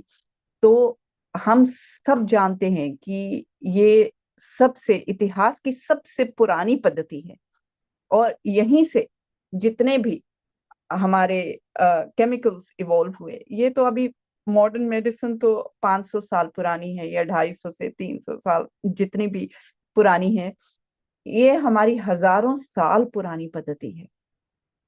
तो और जो भी पहले था इसमें हमारी शुरू से ही ज्यादा कॉम्प्रिहेंसिव और इफेक्टिव हमारी होलिस्टिक अप्रोच ही रही है।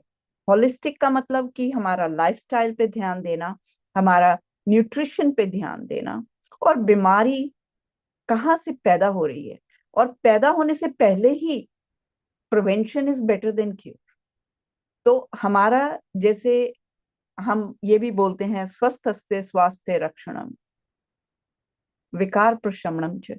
सो हम इसको मोर प्रिवेंटेटिव अगर अप्रोच हम लेते हैं तो बीमारी पैदा ही नहीं होगी। अगर हम आयुर्वेद को अपनी जिंदगी में रोजमर्रा के लाइफस्टाइल की तरह हम इसको शामिल करें, और अगर हम करेंगे तो हमारे बच्चे और हमारी आने वाली अगली जनरेशन अपने आप फैमिली वैल्यूज को फॉलो करती है।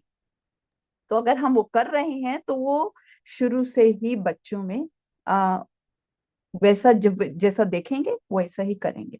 तो आयुर्वेद जो है वो बीमारी की जड़ और इम्बैलेंसेस को, जितने की हमारे चाहे हम उसको मानसिक इम्बैलेंस बोलें या हम उसको डाइट का इम्बैलेंस बोलें या लाइफस्टाइल का बोलें या कोई भी एनवायरमेंटल इम्बैलेंस है, तो इम्बैलेंस को बैलेंस स्टेट में लेके आना ही आयुर्वेद है। तो it seeks to restore balance basically through personalised treatments. मतलब हम इंडिविजुअल ज्यादा फोकस करते हैं, हर एक इंसान की हम इंडिविजुअलाइज्ड, और it's more patient centric and individual centric rather than taking the overall generic overview of the disease and then treating it. So we treat the condition, but we treat each individual. तो वही हमारा प्रकृति, विकृति से प्रकृति, हम उनको balance imbalance से बैलेंस स्टेट में लेके आते हैं। तो जो यही चीज है जो आयुर्वेदा को बाकी सब जितनी होलिस्टिक अप्रोचेस हैं उनसे इसको अलग तरीके में आयुर्वेदा को बेस्ट कहा गया है। और माना भी गया है, क्योंकि रोजमर्रा की हमारी जो प्रैक्टिसेस हैं, जिसको हम दिनचर्या बोलते हैं, डेली रूटीन, सीजनल एडजस्टमेंट, जो कि हमारा मौसम के आहार विहार, निद्रा, योगा, मेडिटेशन और अपना हमारी आयुर्वेदिक जड़ी बूटियों का जो इस्तेमाल है, वो हमारे में बैलेंस भी लेके आता है और लॉन्ग टर्म वेलनेस को प्रमोट करता है। तो उस तरीके से हम इसकी इम्पोर्टेंस जो है वो हर एक लाइफ के हर एक एरिया में ये इक्विलिब्रियम मेंटेन करता है। तो it not only supports our physical health but also mental, emotional, and spiritual well-being. So this make Ayurveda the best choice and the ideal choice for seeking the natural integrative approach to health that honors mind-body connection and foster the holistic healing. Thank you. Thank you very much. Thank you very much, madam. We are really unfortunate that we are conducting our webinars in 8 p.m. and at that time at your country is 2 a.m. So sorry, but we will find the opportunities to invite you again and हाँ again. जी, हाँ जी, हाँ जी। नहीं, बहुत Before बहुत शुक्रिया। inviting हमेशा की Dr. तरह AS, आपने हमें अपॉर्चुनिटी दी। आप सबको बहुत बहुत Thank you. तहे दिल से शुक्रिया और हैप्पी आयुर्वेदा डे। बहुत बहुत मुबारक हो सबको। हम इसको इनोवेट करते रहेंगे। ऐसे ही किसी दिन हम घड़ियां पीछे ले आएंगे। अभी तो ऑस्ट्रेलिया में ही ऐसा होता है कि 1 घंटा घड़ी पीछे कर दी या आगे कर दी, तो ये दुनिया भर में हम इसका क्लॉक ही हम पीछे कर देंगे, कोई चिंता नहीं है, फिर मैं जुड़ जाऊंगी। Thank you very much. नमस्कार। अब अपने अगले वक्ता को बुलाना चाहता हूं। उसके बाद पहले भी मैं प्रार्थना कर चुका हूं डॉक्टर AS यादव जी से। यदि डॉक्टर AS यादव जी हैं तो मैं सैकत बसु जी के बाद डॉक्टर AS यादव सर से उनकी फाइनल ओपिनियन ले।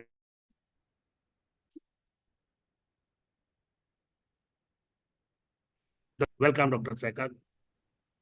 Thank you, Dr. Sharma. Thank you. It's a privilege to be present on this platform. I have listened to the various suggestions and other inputs provided. You are not visible, Saikat ji. It is Visible. webinar, so it will be better if your Visible. Chandra Darshan will be available for us. जय हो। चलिए चंद्र दर्शन भी कर देते हैं। We are having a cyclone. Thank you. Thank you, Sharma ji. Once again, it's a privilege to be on this platform, and I congratulate everyone who is participating on this platform. And I have so far listened to the various great suggestions that others have provided, and I'm going to just add a few more suggestions. Like lots have been covered, there is very little to add to this. But as a penultimate speaker, I would like to add a few more, points just for the popularization of Ayurveda across the world, not just India. So United Nations, World Health Organization, everyone admits to the fact that for countries which are huge and massive big, such as India, China, Brazil, South Africa, whether developing or underdeveloped or semi-developing countries with, growth index, economic index a little below the Western countries or significantly below the Western countries, it is not possible for the government to cater to a huge population and to reach out to the remote areas with the very modern aspects of medicine that is available. Ayurveda, in that sense, is a very handy, useful tool in reaching out as a part of our holistic medication system to a large number of this population. While I believe that I am in Canada, but while we try and highlight the promotion of the diseases, particularly in the Western democracies, we are looking for promoting it in European Union, Australia, New Zealand, North America, and other countries. But at the same time, it has much more potential with much less regulation in developing countries where we are not paying enough attention, particularly across African countries, across South America, Latin America. These countries have already a very heritage of using indigenous medication. There is a lot of indigenous medication, herbal medication already available in these cultures, South Asia, Southeast Asia, parts of Central Asia. It will be easier for the Indian market in Ayurveda to penetrate these countries rather than in Western countries, is because the regulations are way much higher. And the concept of medication and other parts are also a bit difficult considered to their regulation to make it very popular, make it a very regular form of medical treatments and stuff. Nonetheless, non-prescription shelf drugs, Ayurveda has already taken a very big what I call the central stage, particularly in Western countries where these shelf medicines are already available without prescription as food supplements, immunity boosters. So there is a lot of future post our COVID, because since the COVID, there has been a significant increase in interest in Ayurveda. I'm associated with the medicinal plant industry, and there has been significant increase in the export of medicinal plants to Western countries. There has been significant increase. The spices were in demand, but spices are also used for various medication purposes. So their demands have doubled and tripled in many countries. We are going short of supply, and sometimes we are providing adulterated products from India, which are getting banned in many countries. So based on these particular scenario where there is tremendous enthusiasm and interest about Ayurveda across the world, like while we all have our well-wisher thinking that it will spread and it will be established, and we hope that it is going to be one of the principal medication system around the world, we also need to do some activities in promoting that. I first believe that we have a huge fraternity of Ayurveda practitioners, both in India and overseas. And also there are enthusiasts. We need to collect signature. We need to start documenting. We need to create a platform to send in as much signature, as much supportive documents to the government of India to urge the United Nations to consider one day as the International Ayurveda Day, like not the Indian Ayurveda Day. I'm talking about the one that is designated by United Nations, that which is like the World Yoga Day, that has to be recognized by UNICEF. And these kind of stuff will give us a bigger boost in popularization of Ayurveda in other countries. Indian embassies and foreign emissaries, as well as the high commissions operating in various countries, do held out trade, book fair trades, cultural organizations, movie shows, and all these things throughout the year. They have done some Ayurveda fairs, but I think it is very important that from time to time, on a regular basis, depending on which part of the continent you are located, depending on the season and stuff, it is important for the government to promote such trade fairs on Ayurveda, particularly in Western countries, where not only we should have like the business communities coming there, but they should also accommodate Ayurvedic doctors going in there, because people are visiting the stalls many times. In particularly, I've seen this in Western countries, they do not get a very satisfying answer from people who are the sales agent or who are coming from various companies in giving them correct answers. Like, you have to give reflective research related questions about the dosages in Ayurveda, how this is applied, whether medication, capsules and stuff are available. Still, many people think that of primitive Ayurveda, where you have to collect 20 different plants, you have to crush them in mortar and pestle, add honey and take them. These are not easy for consumption in Western countries because this is a cumbersome process for them. But Ayurveda has gone a long way. Now we have tablet, capsule, syrups, all in the form of allopathic medications is available. So these things need to be explained, and the side effects of Ayurveda. People ask that you are saying that there are no side effects. Is that true? Do you have any proof of research showing that there are no significant side effects of Ayurvedic medicine, just like synthetic drugs that we have?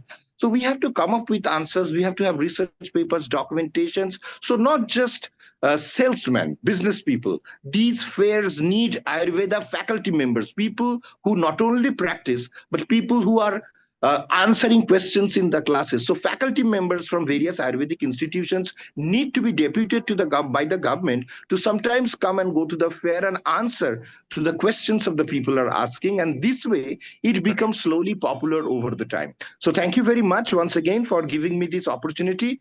I extend my heartiest congratulations, and I request everyone let us think about like Ayush Samriddhi could be the platform where we collect signature, documentation and stuff and provide the feedback to the government of India for promoting internationally for a recognition of the International Ayurveda Day. Thank you so much, Professor Sharma. It has been a pleasure. My heartiest gratitude to all participants and speakers. As a last speaker, I would like to invite Dr. C.P. Sharma ji, before Dr. A.S. Yadav ji and Srikant ji. Dr. C.P. Sharma ji, are you comfortable, sir? President, Vishwa Ayurveda Parishad, West Bengal.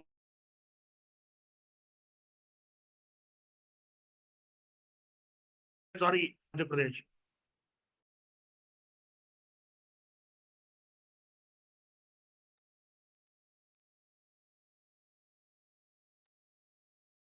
Dr. A.S. Yadav, sir, are we audible to you? पवन जी धन्यवाद। Hello hello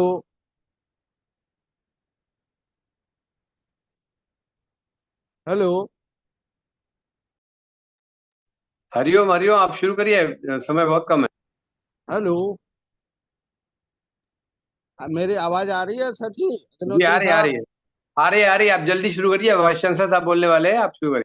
जी जी जी, पवन जी का यह अभियान जिसमें हम अंतर्राष्ट्रीय स्तर पर अपनी वैशिष्ट को स्थापित करने का प्रयास कर रहे हैं, इसमें मानसरोवर ग्लोबल यूनिवर्सिटी एवं उसके पूरे प्रतिनिधि, मैंने आदरणीय गौरव जी को ढेर सारी शुभकामनाएं और धन्यवाद देता हूं कि वो उन्होंने अपने संस्थान को इस धन्वंतरि जयंती के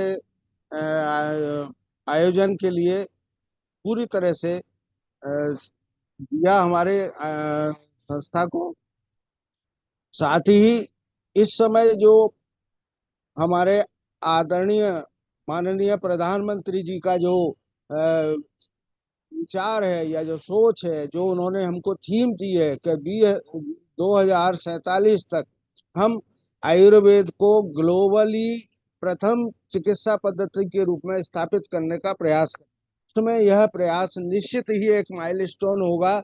इसके लिए मैं पवन जी, अग्निहोत्री जी और मानसरोवर ग्लोबल यूनिवर्सिटी के सभी पदाधिकारियों को, vice chancellor, pro vice chancellor साहब को धन्यवाद देता हूं और विश्वास करता हूं कि उनका सहयोग इसी तरह से हमारे IRES को मिलता रहेगा। अबर जी जो एक अंतर्राष्ट्रीय लेवल का अपना वो रखते हैं, उनके द्वारा ये जो आयोजित कार्यक्रम है वो निश्चित ही पूरे विश्व में, तो मैं ग्लोबल मानसरोवर विश्वविद्यालय के द्वारा आयुर्वेद की ग्लोबली पहचान के लिए ये जो प्रयास है, इसके लिए मैं सबको धन्यवाद देता हूं। साथ ही धन्वंतरि जयंती की अग्रिम शुभकामनाएं सभी को देते हुए केवल इतना ही कहूंगा कि आयुर्वेद में जो कहा है, हिता हितम सुखम दुखम, साथ ही नरोहित आहार विहार से भी विषय सशक्त दाता समह सत्य पर क्षमावान अब तुझसे भी, आयुर्वेद में बिल्कुल प्रिवेंटिव और क्यूरेटिव। साथ ही हमारे यहाँ सहज बल और युक्ति बल के माध्यम से भी हम बॉडी इम्यूनिटी को, जैसे स्वर्ण प्राशन वगैरह के माध्यम से हम अपनी भावी पीढ़ी को आरोग्य प्रदान करने में निश्चित सफल होंगे।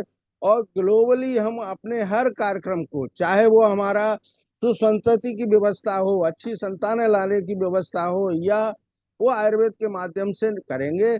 ऐसे प्रयास में डॉक्टर शेखर और मैडम विनीता शर्मा जी ऑस्ट्रेलिया से, और शेखर जी को सभी को ढेर सारी शुभकामनाएं और विश्वास करता हूं कि वो मध्य प्रदेश के साथ जुड़े रहेंगे और मानसरोवर ग्लोबल यूनिवर्सिटी को अपने साथ, अपने सानिध्य में लेके हमारी ग्लोबली पहचान, वैश्विक परिचय कराएंगे आयुर्वेद का। आयुर्वेद निश्चित ही अपने आने भावी पीढ़ी के माध्यम से नए आयुर्वेद प्रस्तुत करने का प्रयास करेगा। इन्हीं शब्दों के साथ आदरणीय पवन जी, अग्निहोत्री, गौरव जी, बावल ताम्रकार जी, सभी को नमन एवं पुनः धन्वंतरि जयंती की अग्रिम शुभकामनाओं के साथ धन्यवाद। धन्यवाद आदरणीय सीपी शर्मा साहब, आपने बहुत ही उदात्त विचार दिए। मैं समझता हूँ माननीय प्रधानमंत्री जी का जो अंतर्राष्ट्रीय स्तर पर आयुर्वेद को आगे ले जाने का मिशन है, उसमें आज हमें अंतर्राष्ट्रीय स्तर पर जो आप सब लोगों की शुभकामनाएं मिल रही हैं, ये अपने में एक बहुत बड़ा हमारे लिए संबल होगा। और उसके आधार पर ही आयुर्वेद के जो जितने भी उजागर करने वाले पक्ष हैं, उनको आप लोग अपने अपने स्तर पर अपने एंड पर कर रहे हैं, प्रकाशित में ला रहे हैं। और उसी का परिणाम है कि जिज्ञासा और जुगुप्सा और विशेष रूप से इच्छाएं बढ़ती जा रही हैं आयुर्वेद के प्रति। जैसे कि आपने कहा, केवल इम्यूनिटी बूस्टर के तौर पर या फूड सप्लीमेंट के तौर पर ही नहीं, इसका जो प्रिवेंटिव एस्पेक्ट है वो भी उतना ही महत्वपूर्ण होता है। और हमारे आज इस संस्थान से जितने लोग जुड़े हैं, विशेष रूप से हमारे मानसरोवर ग्लोबल यूनिवर्सिटी के विजन जो professor vice chancellor sir Yadav sir और गौरव तिवारी सर भैया ने जो बातें सामने रखी है, वो इनके सबके हृदय में एक ही विचार और पल रहा है, वो ये कि जो हमारी हजारों हजार साल पुरानी पद्धति है, उसको हम पुनः जीवित करने में कैसे अपना गिलहरी वाला भी योगदान दे सकते हैं। क्योंकि सब कुछ पास सबके द्वारा नहीं हो सकता है, लेकिन थोड़ा थोड़ा भी आप सब करेंगे तो आज WHO इस स्टेज पे पहुंच गया है कि कम से कम ये तो पता करे कि आयुर्वेद में आखिर है क्या। और वही है, सच्चाई यही है कि आयुर्वेद इतना है कि आप जानना तो शुरू करिए। हमारे आयुर्वेद के संदेश वाहक विश्व स्तर पर आपको मिलेंगे अपनी बात को रखने के लिए, आयुर्वेद के सिद्धांतों को समझाने के लिए। क्योंकि आयुर्वेद केवल एक चिकित्सा ही प्रधान हमारा ज्ञान नहीं है, ये जीवित रहने की जो जीवन शैली देता है, वो प्राणी मात्र को आवश्यक है। कोई भी आदमी प्रिजुडिस नहीं है कि वो एलोपैथिक दवाई खाए, आयुर्वेदिक दवाई खाए या होम्योपैथिक दवाई खाए। प्रत्येक व्यक्ति जीवित रहने के लिए जरूर प्रिजुडिस, और उसके लिए क्या वेज एंड मीन्स हो सकते हैं, क्या संसाधन हो सकते हैं, क्या टूल्स हो सकते हैं, ये सब आयुर्वेद से बढ़िया और कहीं नहीं है। और अगर कहीं है तो फिर वो वेदों में है, उपनिषदों में है, पुराणों में है। और वो कुल मिला के आयुर्वेद में सार के रूप में हमारे आयुर्वेद के विशेषज्ञों ने, आचार्यों ने दिया हुआ। तो आज आप लोग इतने स्तर पर जुड़े हैं, भगवान धन्वंतरी जी की सत प्रेरणा से ये अंतर्राष्ट्रीय आयुर्वेद दिवस में बदल जाए, जैसा कि अंतर्राष्ट्रीय योग दिवस है। तो निश्चित रूप से हम लोगों का ये, आप लोगों का ये स्वप्न भी साकार होगा, जो कि भारत सरकार और विश्व के बहुत सारे हमारे सरकारी जो कर्णधार हैं, वो इसके प्रति अपना झुकाव डेवलप कर चुके हैं। और उसी का परिणाम जो है कि माननीय प्रधानमंत्री जी जिस किसी देश में जाते हैं, या तो गीता या आयुर्वेद का ज्ञान, ये जीवन शैली को इस रूप से प्रदर्शित करते हैं। और तो ड्रम बजा के भारतीय की जो लिगेसी है वो बहुत रूप है, बहुआयामी लिगेसी है। बहुत बहुत आभार सर आपका, बहुत बहुत आभार। मैं श्रीकांत पटेल जी को सारा करता हूँ। ठीक है, thank you very much for joining. We are meeting again at 8 p.m. night with 3 webinars today. Thank you very much. Thank you all. Thank you. हमारी आवाज ऑडियो है क्या? Thank you very much. सभी का आभार। बहुत बहुत आभार। बहुत आभार। आप सभी का बहुत बहुत आभार। आप लोग अपने व्यस्त समय से हमें आशीर्वाद देने के लिए समय निकाले, बहुत बहुत आभार, हृदय से आभार। ना जब पूजा समाप्त हो जाती है तो देवताओं से कहते हैं कि आप अपने अपने घर जाइए और फिर पूजा हो तो फिर चले आइएगा। तो हमारी पूजा अनंत है, अनवरत है, रोज चलती है। रोज 8 बजे इन सभी देवताओं का हम हार्दिक स्वागत करने के लिए हमेशा तैयार। बहुत बढ़िया। पुनरागमनाय च, पुनरागमनाय च, ठीक बोले। Thank you very much. Thank you to all.